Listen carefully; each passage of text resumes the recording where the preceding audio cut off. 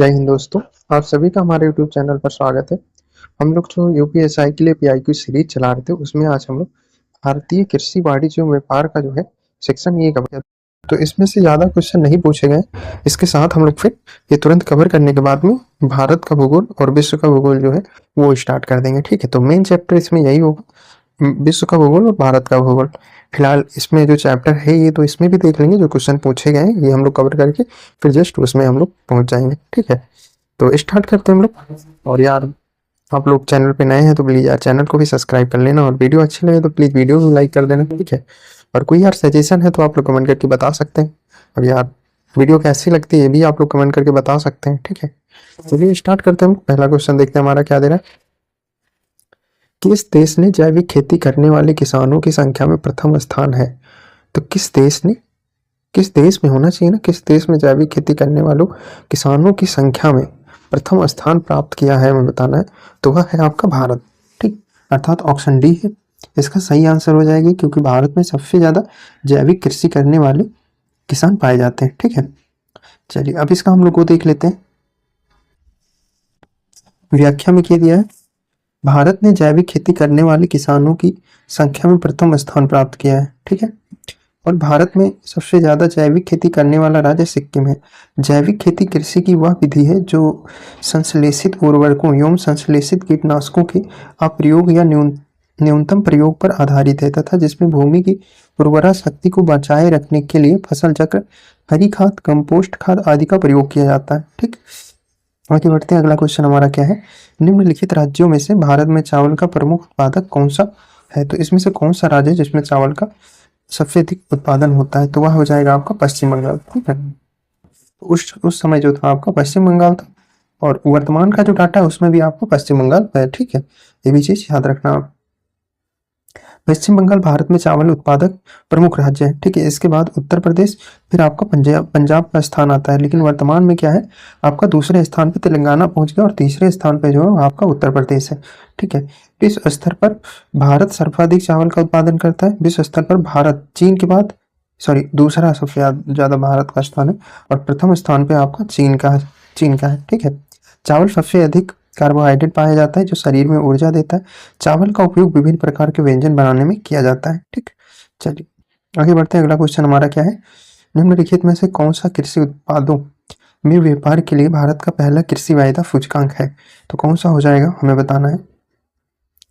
तो इसका जो राइट आंसर हो जाएगा एग्रीडेक्स, अर्थात ये जो है आपका यह पहला कृषि वायदा सूचकांक है। ठीक है, तो ऑप्शन ए जो होगा इस क्वेश्चन का सही आंसर हो जाएगा आपका। ठीक, national composite and derivative exchange अर्थात नेस्टेक्स ने एग्रीटेक्स के नाम से भारत का पहला रिटर्न आधारित कृषि वायदा सूचकांक जारी किया है, जो कि प्लेटफॉर्म पर कारोबार किए गए 10 तरल वस्तुओं के प्रदर्शन को ट्रैक करता है। ठीक है, आगे बढ़ते हैं। अगला क्वेश्चन क्या है, विश्व में जूट के उत्पादन में भारत का कौन सा स्थान है? तो जूट के उत्पादन में पहला स्थान है भारत का, और राज्य कौन सा हो जाएगा? तो आपका पश्चिम बंगाल प्रथम स्थान पे हो जाएगा, दूसरे पे जो है आपका बिहार आएगा। ठीक है, और तीसरे नंबर पे जो आएगा असम आएगा आपका। तो व्याख्या में हम लोग देखते हैं, भारत विश्व का सबसे बड़ा जूट उत्पादक देश है। पश्चिम बंगाल देश के कुल जूट उत्पादन का 50% उत्पादित करता है। देश के अन्य जूट उत्पादक क्षेत्रों में आपका बिहार है, और उत्तर प्रदेश से मेघालय हो गया, असम हो गया, और उड़ीसा ये शामिल है। बंगाल जूट उत्पादन में द्वितीय स्थान है, सॉरी बांग्लादेश का जो स्थान है वो आपका द्वितीय स्थान है, और भारत जो है प्रथम स्थान रखता है। ठीक है, चलिए आगे बढ़ते हैं। अगला क्वेश्चन क्या है हमारा, खाद्य प्रसंस्करण क्षेत्र में कृषि और कृषि आधारित उद्योग के लिए मजबूत आधुनिक और संरचना का निर्माण करने के लिए निम्नलिखित में से कौन सी योजना शुरू की गई हमको बताना है। तो इसका देखो जो सही आंसर हो जाएगा प्रधानमंत्री किसान संपदा योजना जो है वह हो जाएगा, ऑप्शन डी जो है राइट आंसर हो जाएगा। ठीक, चलिए आगे बढ़ते हैं। अगला क्वेश्चन देखते हैं हम लोग क्या दे रहा है, कृषि लागत मूल्य आयोग कितनी फसलों को छोड़कर न्यूनतम समर्थन मूल्य की अनुशंसा करता है? तो यह जो है आपका 22 फसलों की अनुशंसा करता है, तो ऑप्शन ये जो होगा इसका राइट आंसर हो जाएगा। ठीक है, आगे बढ़ते हैं। अगला क्वेश्चन हमारा क्या दिया, तोरिया का न्यूनतम समर्थन मूल्य के एमएसपी के आधार पर तय किया जाता है। तो यह किसके आधार पर तय किया जाता है? तो कैनोला एवं सरसों के आधार पर किया जाता है, तो ऑप्शन डी जो होगा इस क्वेश्चन का सही आंसर हो जाएगा। जायद फसल के मौसम डैश मौसम के दौरान होती है। तो किस मौसम के दौरान होती है? तो ग्रीष्म मौसम के दौरान होती है। ऑप्शन बी जो होगा इसका सही आंसर हो जाएगा। ठीक है। भारत में निम्नलिखित में से कौन सा मौसम सात से नहीं है, बताना है। तो कौन सा मौसम सात से नहीं है इसमें से? ठीक है। तो बरसन जो है यह आपका नहीं होगा, तो ऑप्शन डी जो है राइट आंसर हो जाएगा आपका। ठीक। चलिए आगे बढ़ते हैं। अगला क्वेश्चन क्या है हमारा? कृषि उत्पादन व्यापार और वाणिज्य विधेयक 2020 पेश करने वाले केंद्रीय कृषि मंत्री कौन थे, हमको बताना है। तो यह थे आपके नरेंद्र सिंह तोमर। तो ऑप्शन ए जो होगा इस क्वेश्चन का सही आंसर हो जाएगा। आगे बढ़ते हैं। कौन सी फसल जिसे गोल्डन फाइबर के रूप में भी जाना जाता है, जो नैलान द्वारा प्रतिस्थापित किया जा रहा है, नैलान द्वारा इसको प्रतिस्थापित किया जा रहा है, तो यह कौन सा हो जाएगा? तो यह जो है आपका जूट को गोल्डन फाइबर के रूप में जाना जाता है। तो ऑप्शन सी जो होगा इस क्वेश्चन का सही आंसर हो जाएगा। ठीक है।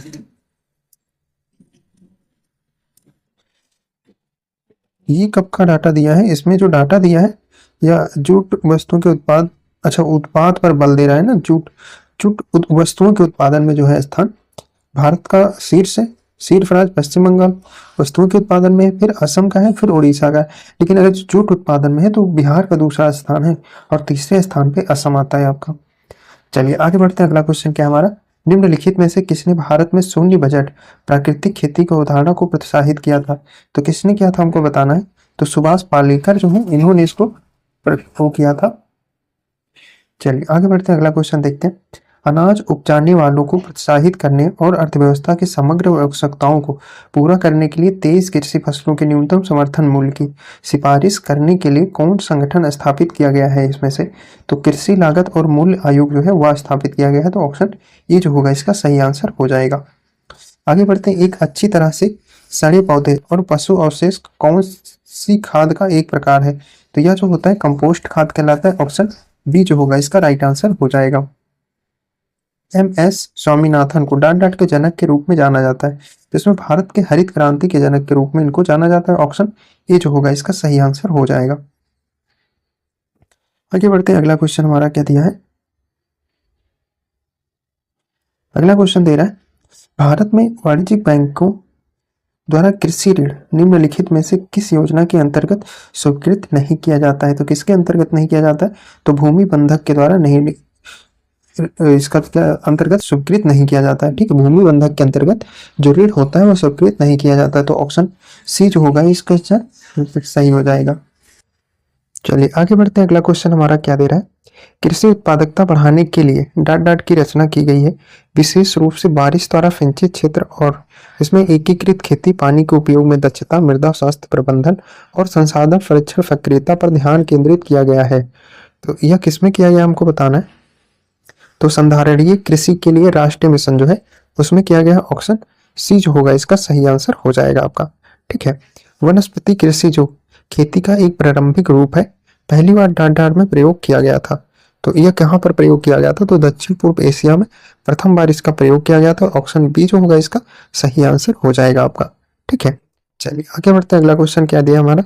बैंक ऋण के प्रयोजन के लिए अल्पकालिक फसल किसे मानी जाती है इनमें से?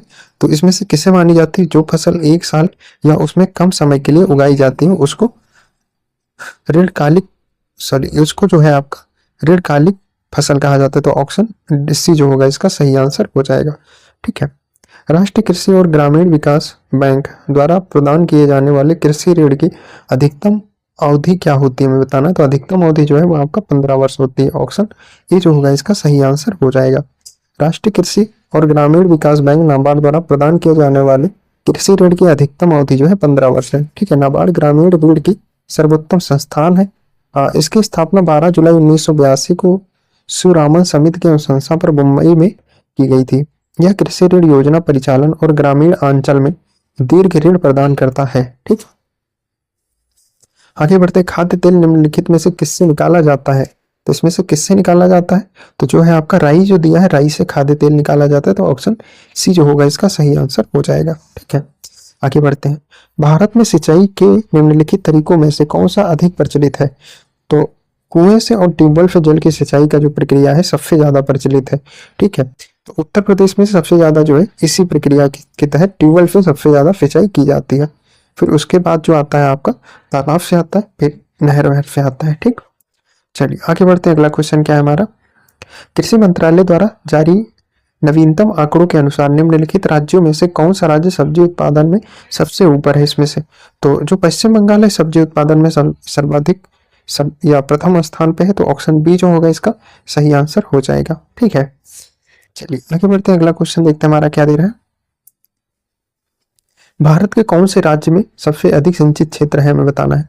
तो यह जो है आपका उत्तर प्रदेश हो जाएगा, और क्षेत्रफल के हिसाब से, ठीक है, सबसे ज्यादा क्षेत्र जो है वह आपका उत्तर प्रदेश है, और सर्वाधिक प्रतिशत के हिसाब से अगर जो देखा जाए तो वह आपका पंजाब हो जाएगा, और सर्वाधिक अशिक्षित क्षेत्र क्षेत्रफल के हिसाब से देखा जाए तो वह आपका महाराष्ट्र हो जाएगा, और प्रतिशत के हिसाब से मिजोरम हो जाएगा। ठीक है, नहर द्वारा सर्वाधिक शिक्षित वाला जो राज्य है वो आपका उत्तर प्रदेश हो जाएगा, नलकूप द्वारा सर्वाधिक शिक्षित वाला क्षेत्र जो है वो भी आपका उत्तर प्रदेश हो जाएगा, तालाब द्वारा सर्वाधिक शिक्षित राज्य जो है वो आपका तमिलनाडु हो जाएगा। ठीक, चलिए आगे बढ़ते हैं। अगला क्वेश्चन क्या है, निम्नलिखित में से किस सेक्टर के समग्र विकास और प्रबंधन को सक्षम करने के लिए मिशन फिशरलिंग नामक कार्यक्रम की शुरुआत की गई थी। तो किसके लिए किया गया था, तो मत्स्य पालन सेक्टर के लिए किया गया था, तो ऑप्शन ए जो होगा इसका सही आंसर हो जाएगा आपका। ठीक है, आगे बढ़ते हैं। ई रकम योजना को निम्नलिखित में से किसे प्रदान करने के लिए केंद्र सरकार द्वारा शुरू किया गया था। तो किसको शुरू किया गया था हमको बताना। तो डिजिटल प्लेटफॉर्म प्रदान करने के लिए जहां किसान अपने कृषि उत्पादों को नीलामी के माध्यम से बेच सकते थे, इसके लिए शुरू किया गया था, तो ऑप्शन सी जो होगा इसका राइट आंसर हो जाएगा। ठीक है, चलिए आगे बढ़ते हैं। कॉफी का मूल स्थान निम्नलिखित में से कौन सा देश है हमें बताना है, तो कौन सा देश हो जाएगा। तो इथियोपिया जो है यह हो जाएगा कॉफी का मूल देश, तो ऑप्शन ए जो होगा राइट आंसर हो जाएगा आपका। ठीक है, चलिए आगे बढ़ते हैं। अगला क्वेश्चन हमारा क्या दिया है, वे किसान जो तुरंत फसल ऋण चुकाते हैं उन्हें भारत सरकार डैश प्रतिशत की दर से अतिरिक्त ब्याज सहायता दी जाती है। तो कितनी दी जाती है, 3% की दी जाती है, तो ऑप्शन बी जो होगा इसका सही आंसर हो जाएगा। कृषि क्षेत्र में गोल क्रांति का संबंध किससे हमें बताना है। तो गोल क्रांति का जो है वो आपका आलू से संबंध है, ऑप्शन डी जो होगा इसका सही आंसर हो जाएगा। कुछ नीचे क्रांतियां दी गई हैं और उससे संबंधित फसल है वह एक बार हम लोग देख लेंगे। तो जो हरित क्रांति है वो आपका खाद्यान्न उत्पादन से, श्वेत क्रांति जो है आपका दुग्ध उत्पादन से हो जाएगा, पीली क्रांति जो है आपका तिलहन उत्पादन से हो जाएगा, गोल क्रांति जो है वो आपका आलू उत्पादन से हो जाएगा, नीली क्रांति जो है वो आपका मत्स्य उत्पादन से हो जाएगा, गुलाबी क्रांति जो है वो आपका झींगा उत्पादन से हो जाएगा। ठीक है, आगे देखते हैं अगला क्या है। डाट डाट एक प्रकार की कृषि व्यवस्था है जिसमें भूमि का मालिक एक किराएदार को अपने हिस्से की भूमि पर पैदावार एक हिस्से के बदले में अपनी भूमि का उपयोग करने देता है। तो क्या मतलब क्या प्रक्रिया कहलाती है, तो शेयर क्रॉपिंग कहलाती है, ऑप्शन सी जो होगा इसका राइट आंसर हो जाएगा आपका। ठीक है, चलिए आगे बढ़ते हैं। अगला क्वेश्चन देखते हैं हमारा क्या है, भारत में किस राज्य में प्रति हेक्टेयर गन्ने का उत्पादन उच्चतम है। तो प्रति हेक्टेयर गन्ने का जो उत्पादन होता है वो सबसे ज्यादा तमिलनाडु राज्य में होता है। ठीक है, और सबसे ज्यादा जो आपका गन्ना का उत्पादन होता है वह आपका उत्तर प्रदेश में होता है। ठीक, और सबसे ज्यादा चीनी उत्पादन में है वह भी आपका उत्तर प्रदेश का प्रथम स्थान है, और महाराष्ट्र का जो है वो आपका द्वितीय स्थान हो जाएगा। ठीक, चलिए चीनी उत्पादन में जो है वो महाराष्ट्र का प्रथम स्थान हो जाएगा। ठीक है, चलिए आगे बढ़ते हैं। अगला क्वेश्चन देखते हैं हमारा क्या है, गन्ना उत्पादन में उत्तर प्रदेश का प्रथम स्थान हो जाएगा। अगला क्वेश्चन क्या हमारा दे रहा है, शासकीय विज्ञान किसके उत्पादन और विपणन से संबंधित है।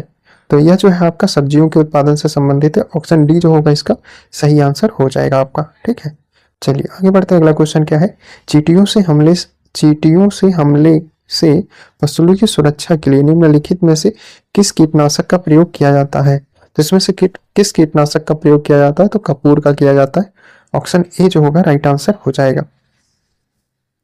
मछली की किस्मों में तलमज्जी प्रकार कहाँ पाए जाते हैं। तो ये जो है आपके समुद्र के गहरे पानी में पाए जाते हैं, ऑप्शन ए जो होगा इसका सही आंसर हो जाएगा। सांख्यिकी और कार्यक्रम कार्यान्वयन मंत्रालय द्वारा 2016-17 के लिए दिए गए बागवानी आंकड़े के अनुसार सबसे बड़ा फल उत्पादक भारतीय राज्य कौन सा है। तो वह हो जाएगा आपका आंध्र प्रदेश। ठीक है, तो ऑप्शन ए जो होगा राइट आंसर हो जाएगा।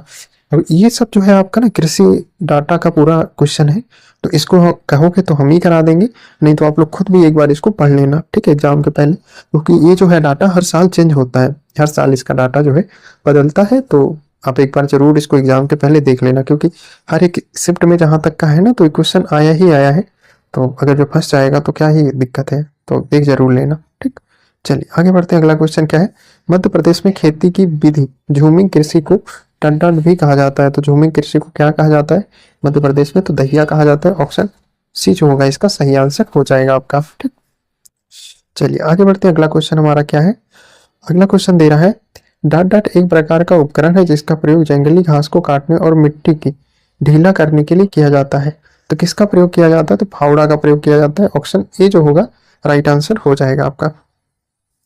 ऐसे बागान जहां बिक्री के लिए एक नगद फसल उगाई जाती है उसे बागवानी कृषि कहा जाता है ना, यह रोपड़ कृषि कहलाएगी। तो ऑप्शन डी जो होगा इसका राइट आंसर हो जाएगा। आगे बढ़ते हैं, अगला क्वेश्चन देखते हैं। निम्नलिखित में से कौन सी बगान फसल नहीं है? तो इसमें से कौन सी बगान फसल नहीं होगा? तो मोटा अनाज जो है वो आपके बगान फसल में नहीं आएगा। बाकी जैसे काजू हो गया, कॉफी हो गया है ना, चाय हो गया, ये जो सारी फसल है ये आपके बगान फसल और नकदी फसल कहलाएंगे। ठीक, चलिए आगे बढ़ते हैं। अगला क्वेश्चन क्या है? तूर दाल के अन्य नाम से भी जाना जाता है। तूर को अन्य किस नाम से जाना जाता है? तो अरहर के नाम से जानते हैं। ऑप्शन ए जो होगा इस क्वेश्चन का सही आंसर हो जाएगा आपका। किस भारतीय राज्य ने 2016-17 में भारत में उत्पादित चीनी का 1/3 से अधिक चीनी का उत्पादन किया है? तो किस राज्य ने किया है हमको बताना है। तो यह उस टाइम पे जो किया था उत्तर प्रदेश ने किया था। तो ऑप्शन बी जो होगा राइट आंसर हो जाएगा। ठीक, चलिए आगे बढ़ते हैं। अगला क्वेश्चन देखते हैं हमारा क्या है। भारतीय मृदा में कमी है। भारतीय मृदा में क्या कमी है बताना है। तो नाइट्रोजन की कमी इसमें पाई जाती है। ऑप्शन सी जो होगा राइट आंसर हो जाएगा आपका। भारत का सबसे बड़ा गन्ना उत्पादक राज्य कौन सा हो जाएगा? तो वह हो जाएगा आपका उत्तर प्रदेश। ठीक, चलिए इसका एक्सप्लेनेशन एक बार देख लेंगे। गन्ना का जन्म स्थान भारत में ही माना जाता है। वर्तमान में भारत विश्व में ब्राजील के बाद दूसरा सबसे बड़ा गन्ना उत्पादक तथा चीनी उत्पादक देश है। गन्ने का भारत में सर्वाधिक उत्पादक क्रमशः उत्तर प्रदेश, महाराष्ट्र, फिर तमिलनाडु राज्य का स्थान आता है।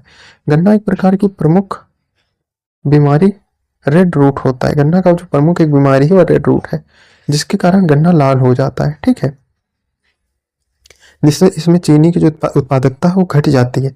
आगे बढ़ते हैं, अगला क्वेश्चन देखते हैं। भारत में अत्यधिक नारियल उत्पादन करने वाला राज्य कौन सा होगा इसमें? तो आपका केरल हो जाएगा। ऑप्शन बी जो होगा राइट आंसर हो जाएगा। ठीक है, चलिए आगे बढ़ते हैं।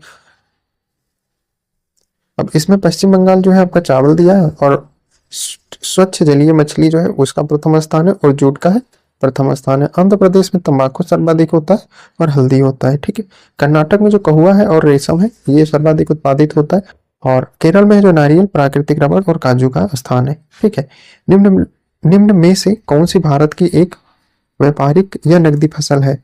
तो कौन हो जाएगी हमें बताना है। कपास जो है यह हो जाएगा। तो ऑप्शन बी जो होगा इसका सही आंसर हो जाएगा आपका। ठीक है, चलिए आगे बढ़ते हैं। अगला क्वेश्चन क्या है? निम्नलिखित में से कौन सी एक व्यापारिक फसल नहीं है? तो कौन सी नहीं होगी हमें बताना है। तो बाजरा जो है यह आपकी व्यापारिक फसल नहीं होगी। तो ऑप्शन सी जो होगा इस क्वेश्चन का सही आंसर हो जाएगा। आगे बढ़ते हैं। वैश्विक स्तर पर भारतीय बागवानी क्षेत्र में सब्जी और फलों के उत्पादन में दूसरे स्थान पर है। निम्नलिखित विकल्पों में से कौन सा एक बागवानी क्षेत्र का उत्पादक है इसमें हमें बताना है। तो पेड़ और फसल अनाज फसलें जो है वो इसके उत्पादक नहीं हो जाएंगे, है ना। ऑप्शन बी जो होगा राइट आंसर हो जाएगा। आगे बढ़ते हैं। अगला क्वेश्चन क्या है? धान कहाँ की प्रमुख फसल है इसमें से हमें बताना है। तो यह जो है आपका चीन की जो है प्रमुख फसल हो जाएगी। ऑप्शन सी जो होगा राइट आंसर हो जाएगा। निम्न में से गेहूं की खेती के लिए कौन सी मिट्टी उचित है? तो इसमें से कौन सी उचित होती है हमें बताना है। तो दोमट मिट्टी जो होती है वह सर्वाधिक उपयुक्त होती है गेहूं के उत्पादन के लिए। ठीक है, नीली क्रांति जो है किससे संबंधित हमें बताना है। तो मत्स्य पालन से संबंधित है। ऑप्शन बी जो होगा इसका सही आंसर हो जाएगा आपका। आगे बढ़ते हैं। अगला क्वेश्चन हमारा क्या दे रहा है? वर्ष 1998-99 का खाद्य उत्पादन का आकलन है। तो कितना आकलन है हमें बताना है। तो 201 मिलियन टन का आकलन है। ठीक है, ऑप्शन बी जो होगा इसका सही आंसर हो गया है। चलिए आगे बढ़ते हैं। अगला क्वेश्चन देखते हैं हमारा क्या है। खाद्य और कृषि संगठन कारपोरेट सांख्यिकी डेटाबेस 2016 के अनुसार प्याज के उत्पादन में विश्व स्तर पर भारत की कौन सी रैंक है हमें बताना है। तो भारत का जो है वह तृतीय रैंक हो जाएगा। ऑप्शन सी जो होगा राइट आंसर हो जाएगा आपका। ठीक है, चलिए आगे बढ़ते हैं। अगला क्वेश्चन देखते हैं हमारा क्या है। पूर्वोत्तर भारत में प्रचलित कृषि भूमि प्राप्त करने के लिए वन के एक छोटे से हिस्से को काटकर उसे जलाने की रीति को क्या कहते हैं हमें बताना है। तो यह जो है आपका झूमिंग कृषि कहलाता है। ऑप्शन बी जो होगा इसका सही आंसर हो जाएगा आपका। ठीक है, चलिए आगे बढ़ते हैं। अगला क्वेश्चन क्या है हमारा। निम्न में से कौन सी भारत कृषि के क्षेत्र में विशेष रूप से हरित क्रांति के बाद एक महत्वपूर्ण इनपुट बन गया है। तो कौन बन गया है? तो उर्वरक बन गया। ऑप्शन सी जो होगा इस क्वेश्चन का सही आंसर हो जाएगा। विश्व में सबसे ज्यादा जूट कहाँ पर पैदा होता है? तो वह है आपका भारत में। ठीक है, दूसरे स्थान पे जो है आपका बांग्लादेश हो जाएगा। चलिए आगे बढ़ते हैं, अगला क्वेश्चन देखते हैं हमारा क्या है। पश्चिम बंगाल की प्रमुख फसल क्या है? तो पश्चिम बंगाल की जो इसमें प्रमुख फसल है वह है आपका चावल, है ना। तो ऑप्शन सी जो होगा राइट आंसर हो जाएगा इसमें। आगे बढ़ते हैं, अगला क्वेश्चन क्या है। वाणिज्य व्यापार जो इसका सेकंड टॉपिक में आएगा, उससे जो क्वेश्चन है वो देखेंगे अब हम लोग। तो डैश का अर्थ उत्पादों और सेवाओं पर दूसरों के ट्रेडमार्क का अनधिकृत उपयोग, यह क्या कहलाता है? तो यह आपका ट्रेडमार्क उल्लंघन कहलाता है। ऑप्शन डी जो होगा इस क्वेश्चन का सही आंसर हो जाएगा। ठीक है, चलिए आगे बढ़ते हैं। विदेशी संस्थाओं द्वारा शेयर बाजारों में प्रत्यक्ष विदेशी निवेश की सीमा को डांट डांट तक बढ़ा दिया गया है। तो कितना बढ़ा दिया गया हमें बताना है। तो यह जो है 51% तक बढ़ा दिया गया है। आगे बढ़ते हैं, अगला क्वेश्चन क्या है। मौद्रिक नीति समिति के पदेन अध्यक्ष कौन होते हैं? तो कौन होते हैं हमें बताना है। भारतीय रिजर्व बैंक के जो गवर्नर होते हैं वह इसके पदेन अध्यक्ष होते हैं। ठीक है, आगे बढ़ते हैं, अगला क्वेश्चन क्या है। वर्ष 2016 में दुनिया में सीमेंट के शीर्ष 3 उत्पादक देश कौन से हैं? कौन से हैं हमें बताना। 2016 का पूछ रहा है, तो आपका चीन, भारत, फिर अमेरिका हो जाएगा। ऑप्शन बी जो होगा इस क्वेश्चन का सही आंसर हो जाएगा आपका। ठीक, चलिए आगे बढ़ते हैं, अगला क्वेश्चन देखते हैं हमारा क्या है। अगस्त 2015 तक उपलब्ध आंकड़ों के अनुसार किस राज्य को निम्न राज्य घरेलू उत्पाद में पहले स्थान पर रखा गया है? तो किसको रखा गया है? गोवा को रखा गया। ऑप्शन बी जो होगा इस क्वेश्चन का सही आंसर हो जाएगा। ठीक है, चलिए आगे बढ़ते हैं, अगला क्वेश्चन क्या है। केंद्र सरकार ने निम्नलिखित में से किस देश से उत्पादों के आयात पर प्रतिपाटन का शुल्क को आगे बढ़ाया है हमें बताना है। तो यह जो है आपका चीन हो जाएगा। तो ऑप्शन डी जो होगा राइट आंसर हो जाएगा इसका। ठीक, अगला क्वेश्चन क्या दे रहा है।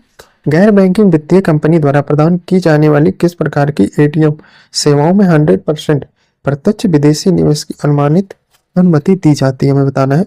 तो सफेद लेवल एटीएम जो है उसमें आपका 100% प्रत्यक्ष विदेशी निवेश की अनुमति दी जाती है। तो ऑप्शन डी जो होगा इस क्वेश्चन का सही आंसर हो जाएगा आपका। ठीक है, नीतिगत उपायों के व्यापार मिश्रण से क्या शामिल होता है ये बताना है। तो यह जो है आपका राजकोषीय प्रोत्साहन जो है शामिल होता है। ऑप्शन डी जो होगा राइट आंसर हो जाएगा इसका। चलिए आगे बढ़ते हैं, अगला क्या है। प्राथमिकता प्राप्त क्षेत्र के ऋण किसकी ओर संकेत करते हैं हमें बताना है। तो लघु उद्योग, कृषि, छोटे कारोबार आदि को दिए जा रहे ऋण को यह संकेत देते हैं। ऑप्शन ए जो होगा इस क्वेश्चन का सही आंसर हो जाएगा आपका। ठीक है, और फंड जो विशेष रूप से सरकारी प्रतिभूतियों में निवेश होते हैं वे क्या कहलाते हैं हमें बताना है। तो जो है आपका गिल्ड फंड कहलाते हैं। ऑप्शन डी जो होगा इसका राइट आंसर हो जाएगा। ठीक है, चलिए आगे बढ़ते हैं। भारत में आर्थिक विकास के लिए शहरीकरण किस पंचवर्षीय योजना का उद्देश्य था? तो यह किस पंचवर्षीय योजना का उद्देश्य था? तो 11वीं पंचवर्षीय योजना का उद्देश्य था। ऑप्शन ए जो होगा इसका सही आंसर हो जाएगा आपका। ठीक है, लागत जो कि व्यवसायिक गतिविधि की प्राकृतिक या स्तर में परिवर्तन में बदलती नहीं है उसे डांट कहा जाता है। तो उसको क्या कहा जाता है हमें बताना है। आगे बढ़ते हैं, अगला शब्द क्या है हमारा। अगला क्वेश्चन क्या है। शब्द भेदिया लेन देन किससे संबंधित है? भेदिया लेन देन जो है वो आपका शेयर बाजार से संबंधित है। ऑप्शन ए जो होगा इस क्वेश्चन का सही आंसर हो जाएगा। आगे बढ़ते हैं, अगला क्वेश्चन क्या है। प्रत्यक्ष विदेशी निवेश की निकासी कब शुरू हो सकती है? तो इसका जो निकासी है कब शुरू हो सकती है हमें बताना है। तो व्यापार चक्र के अंत में जब कंपनी विदेशों में उनकी संपत्ति का विस्तार करने की कोशिश करती है तो क्या है कि इसमें प्रत्यक्ष विदेशी निवेश की निकासी शुरू हो सकती है। तो ऑप्शन ए जो होगा इस क्वेश्चन का सही आंसर हो जाएगा। आगे बढ़ते हैं, अगला क्वेश्चन हमारा क्या पूछ रहा है। आगे बढ़ते हैं, अगला क्वेश्चन क्या हमारा दे रहा है। किस प्रमुख देश की पूंजी भारतीय पूंजी बाजार चल निधि से चलने वाली है? तो इसमें से किसकी है? तो संयुक्त राज्य अमेरिका की जो है उससे चलने वाली होती है। तो ऑप्शन बी जो होगा इस क्वेश्चन का सही आंसर हो जाएगा हमारा। ठीक है, आगे बढ़ते हैं, अगला क्वेश्चन क्या ले रहे हैं।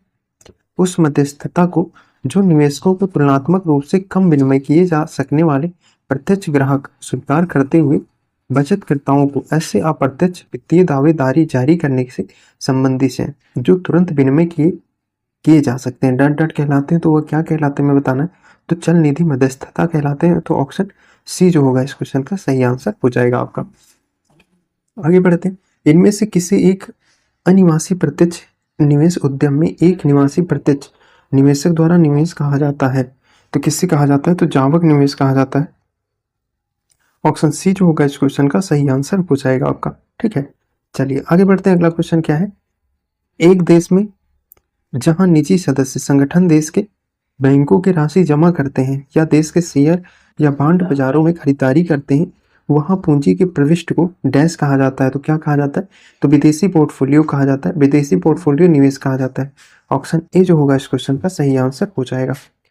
आगे बढ़ते हैं। वर्ष 2016 में भारत को निम्नलिखित देश में से किसमें अधिकतम प्रत्यक्ष विदेशी निवेश प्राप्त हुआ है, हमको बताना है। ठीक, तो यह आपका मॉरिशस हो जाएगा। ऑप्शन बी जो होगा राइट आंसर हो जाएगा आपका।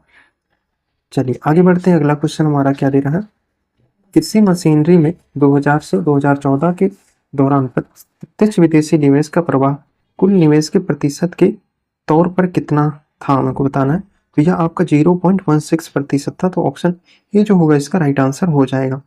आगे बढ़ते हैं। अगला क्वेश्चन क्या है, निम्न में से कौन सा संगठन क्षेत्रीय और राष्ट्रीय स्तर पर दुनिया भर में विदेशी प्रत्यक्ष निवेश के में रुझानों की रिपोर्ट प्रकाशित करता है। तो कौन करता है हमें बताना है, तो संयुक्त राष्ट्र व्यापार एवं विकास सम्मेलन जो है वह करता है। ऑप्शन बी जो होगा इसका सही आंसर हो जाएगा। अगला क्वेश्चन हमारा क्या दे रहा है, भारत में निजी सुरक्षा एजेंसियों के लिए प्रत्यक्ष विदेशी निवेश सीमा क्या है, तो कितनी रखी गई है, तो ये आपकी 74% रखी गई है। ऑप्शन डी जो होगा इसका सही आंसर हो जाएगा। निम्नलिखित में से कौन सा कुरियर सेवाओं में प्रत्यक्ष विदेशी निवेश के बारे में सही है, हमको बताना है। तो इसमें से कौन सा है जो सही ऑप्शन है, तो कुरियर सेवाओं में एफडीआई सीमा एफपीवी मार्ग द्वारा 100% थी, परंतु अब समस्त सीमा की आवधिक व्यापार मार्ग के तहत अनुमानित है।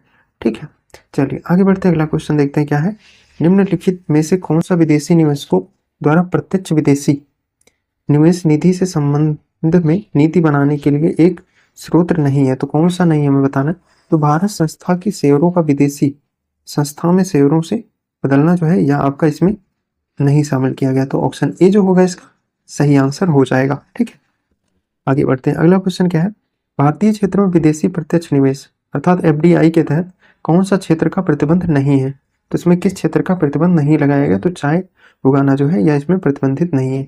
लेकिन जैसे सिगार का निर्माण यह प्रतिबंधित है और चिप फंड निर्माण ये भी आपका प्रतिबंधित है।